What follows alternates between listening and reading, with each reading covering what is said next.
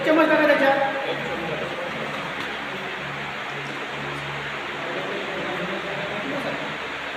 याचा रंग निळा व्हायला पाहिजे. निळा होता की नाही ते बघूया.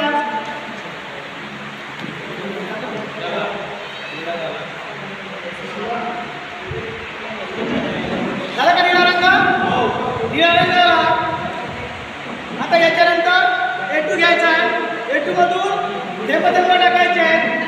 याचा रंग पूर्ण निळा लालसर होईपर्यंत आपल्याला निळा लालसर गुलाबी रंग येतपर्यंत याचे थेंब टाकत राहायचे आहेत.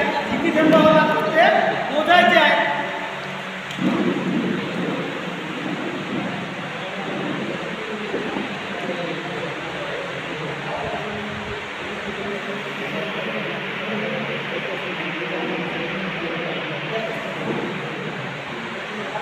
याला रंग बदलपर्यंत मोजायचे आहे.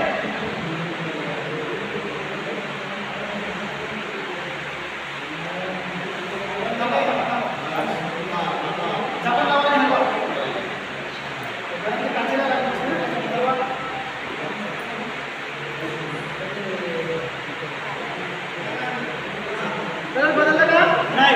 बघा पुन्हा थेंब मोजू द्या.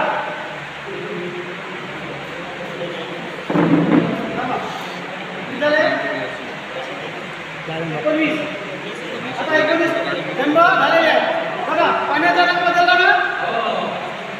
थेंब किती झाले? 19 गुणिले 25 करायचे आहे. बरोबर किती येते? 475. तर आपल्याला अल्कॅलिटी 200 ते 600 पर्यंत पाहिजे. म्हणजे आपल्या